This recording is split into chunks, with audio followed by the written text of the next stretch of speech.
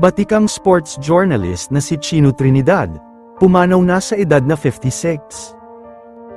Ikinalungkot nga ng marami ang bumungad na balitang pagpanaw ng veteranong sports journalist na si Chino Trinidad sa edad sana na 56. Ang malungkot na balitang ito ay kinumpirma mismo ng anak ni Chino.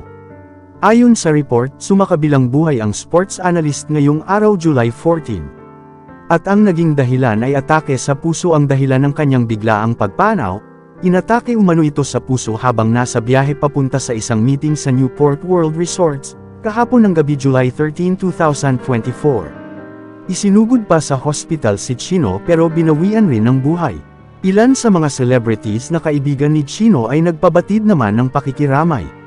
Samantala, nakilala si Chino Trinidad bilang sports commentator sa Philippine Basketball Association o PBA. Huling napanood si Chino sa GMA Sports bilang correspondent at sports analyst.